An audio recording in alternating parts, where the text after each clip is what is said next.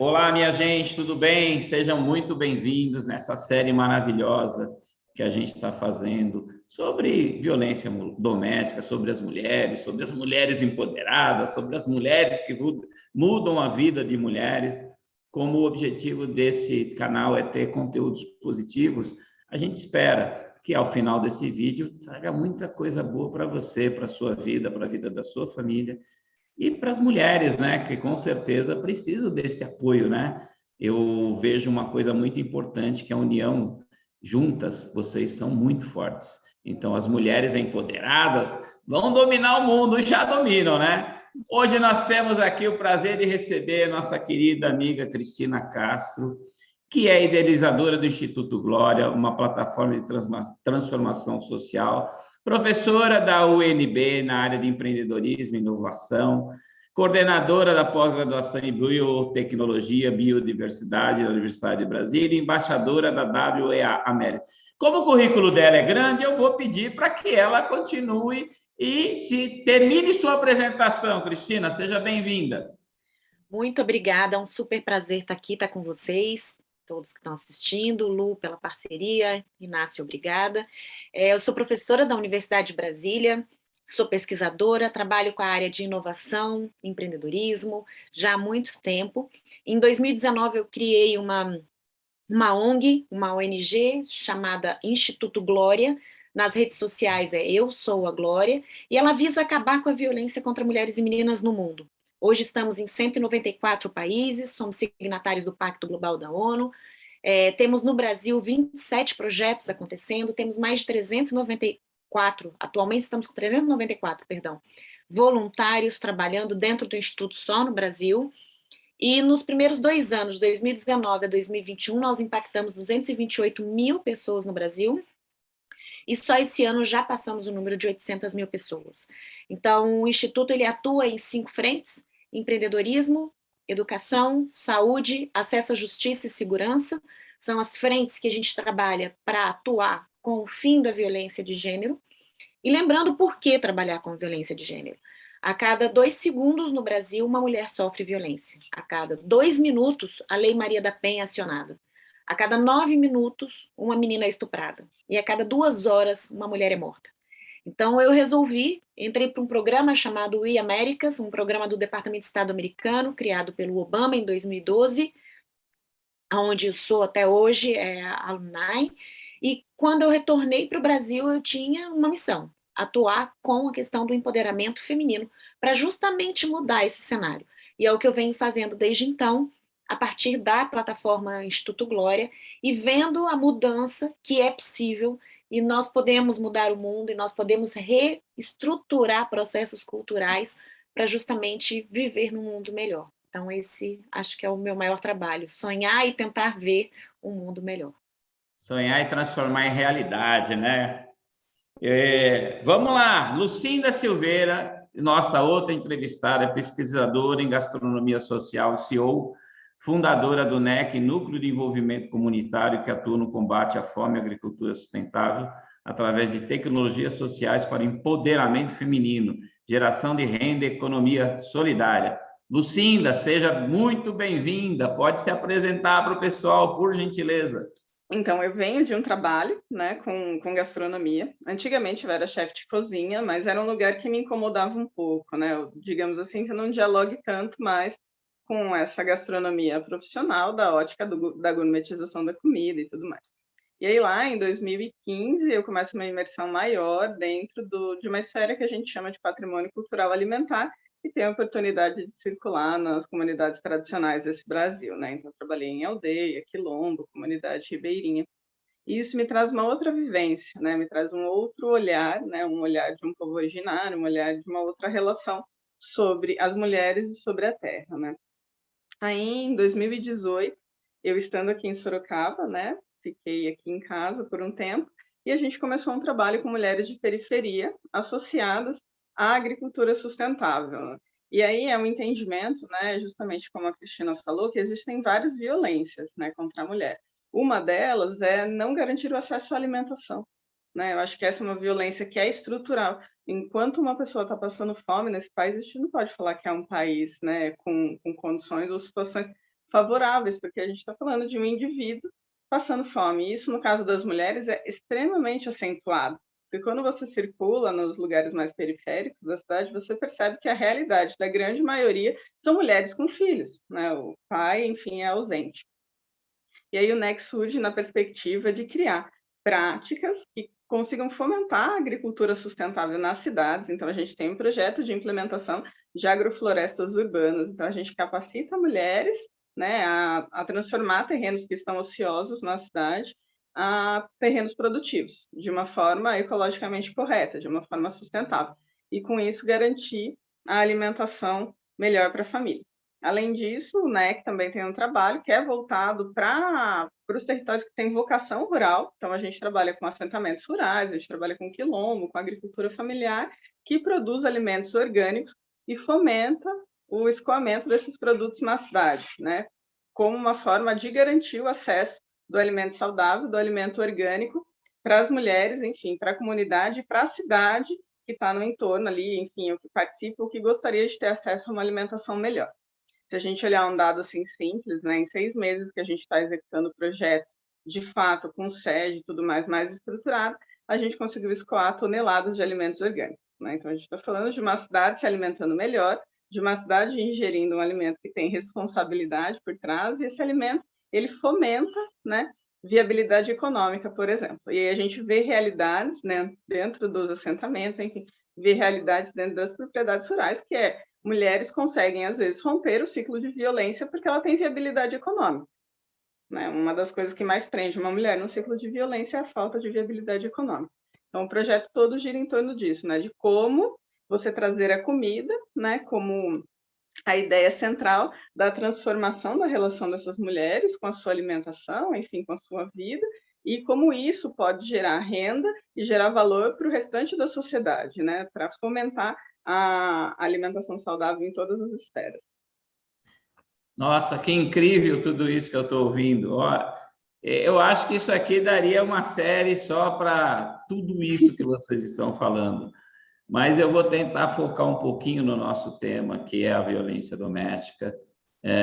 A gente, do Instituto Brasileiro de Constelação Familiar, a gente tem um trabalho muito sério com relação à violência doméstica, e a gente entende que tudo isso que vocês fazem, não só na área alimentar, na área intelectual, em todas as áreas, é fundamental. Nós estarmos juntos dessas mulheres que precisam de algo mais.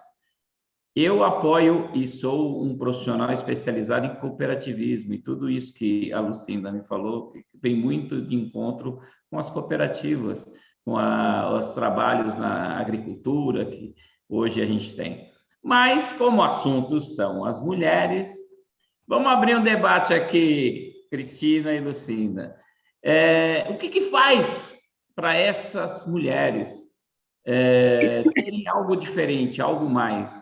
Poderem sair de um momento difícil, poderem entender que ela está num momento sufocado, por exemplo, dessa dependência econômica, às vezes, do marido, que às vezes ela fica ali a vida inteira. Como que as mulheres têm esse empoderamento? Como que elas podem sair desses momentos difíceis? Cristina, podemos começar por você. Podemos. É uma pergunta complexa porque o ser humano é multifacetado, né? Cada um entende o seu momento dentro de uma ótica diferenciada. Mas na grande maioria das vezes, tudo começa com a informação. Informação salva. E a informação vem geralmente de onde? Redes de contato.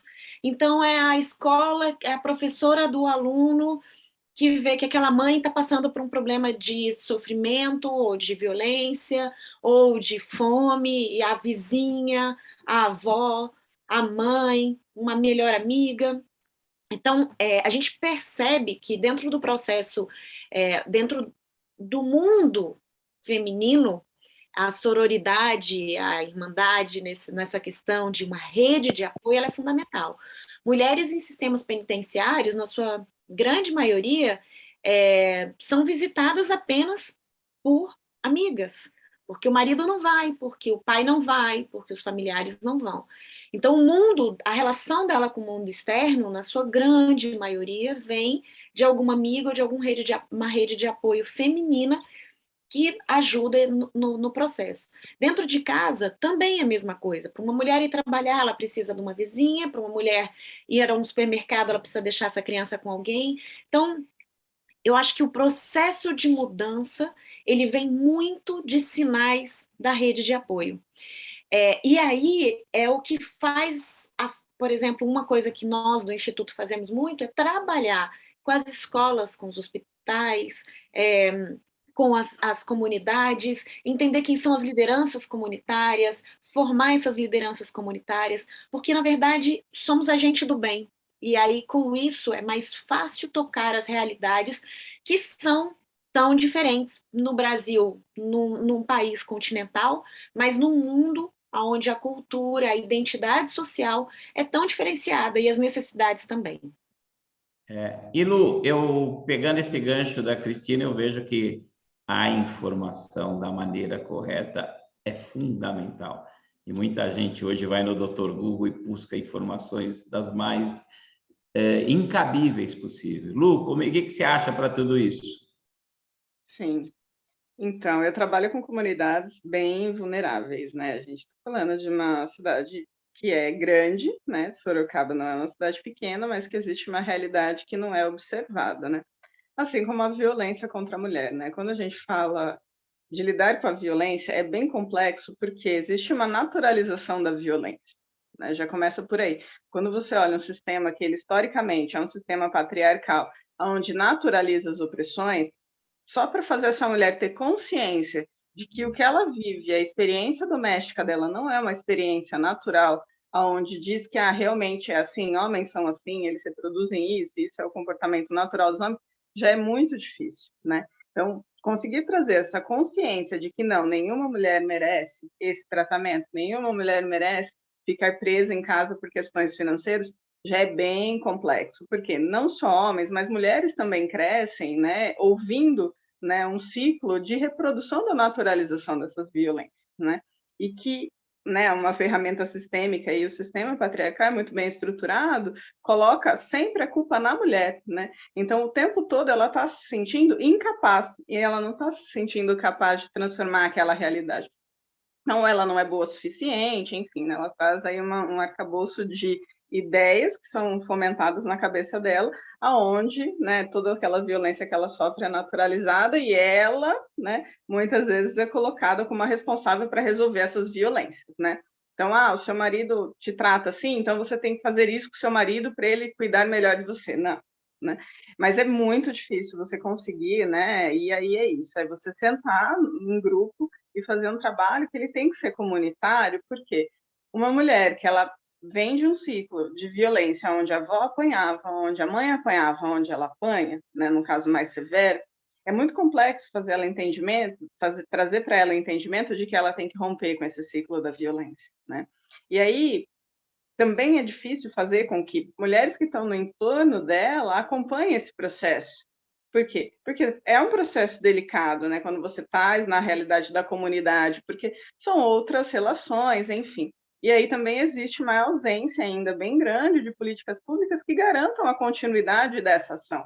Porque hoje você tem uma mulher, a gente vivenciou isso inclusive esses dias, a gente tem uma mulher que decidiu romper com o ciclo de violência, por exemplo. Essa mulher rompe com o ciclo de violência, e aí, o que ela faz da vida dela depois, né? Então, essa falta de perspectiva do futuro, de como vai ser a minha vida, de ter essa capacidade, né, de se autogerir, de gerir a família, enfim, de cuidar, né? Você pega mulheres que elas são estimuladas desde pequena ao servir. E aí uma mulher que é estimulada desde pequena ao servir, como de repente ela vira a gestora da própria vida, né? Ela está sempre ali no cuidado.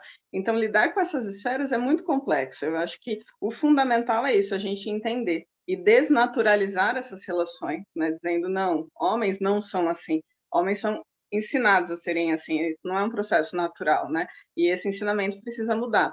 A gente precisa conversar com os meninos, a gente precisa conversar com as meninas e desnaturalizar essas relações de violência e começar a fomentar entre as mulheres essa sororidade, esse apoio entre elas, para que a gente consiga, nessa rede de apoio, né, trazer um pouco mais de acolhimento, né, e através de ferramentas, enfim, sociais, a questão da gestão da própria vida e colocando ela como o centro, né, da própria vida, capaz de promover qualquer transformação que seja, porque ela merece mais.